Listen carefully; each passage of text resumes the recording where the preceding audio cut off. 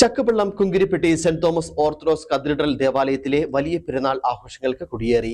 Convention, വിവിധ തിരുക്കർമ്മങ്ങൾ, കലാപരിപാടികൾ എന്നിവയോടെ നടക്കുന്ന വലിയ പെരുന്നാൾ 29-ന് സമാപിക്കും.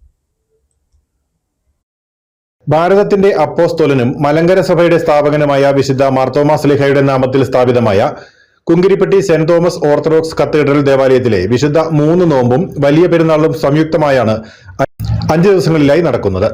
ഇന്ന് രാവിലെ പ്രഭാത നമസ്കാരം, വിശുദ്ധ കുർബാന എന്നിവയ്ക്ക് ശേഷം വലിയ പെരുന്നാൾ ആഘോഷങ്ങൾക്ക് തുടക്കം കുറിച്ച് ഇടവക വികാരി ഫാദർ മഹേഷ് പോൾ കൊടിയേറ്റ് ചടങ്ങ് നിർവഹിച്ചു.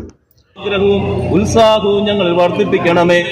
ആത്മാവിലും ശരീരത്തിലും കഷ്ടത അനുഭവിക്കുന്നവർക്ക് ആശ്വാസം നൽകണമേ. നീതിമാന്റെ ശ്രദ്ധയോടുകൂടിയ പ്രാർത്ഥന വളരെ ഫലിക്കുമെന്ന് പരിശുദ്ധ യാക്കോബ് ശ്ലീഹ പറഞ്ഞിരിക്കുന്നത് ഞങ്ങൾക്കും അനുഭവമാക്കണമേ.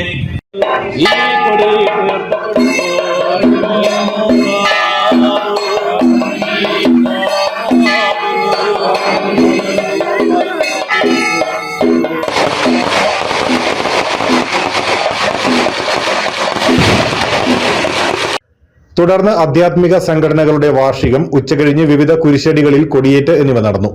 തുടർന്ന് വിവിധ ദിവസങ്ങളിലായി കൺവെൻഷനുകൾ, സുവിശേഷ പ്രസംഗങ്ങൾ എന്നിവ നടക്കും.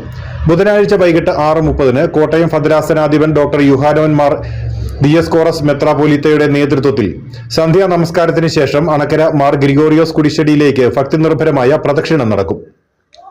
മെത്രാപോലീത്തയുടെ പെരുന്നാൾ സന്ദേശത്തിന് ശേഷം പ്രദക്ഷിണം തിരികെ ദേവാലയത്തിൽ എത്തി സമാപിക്കും.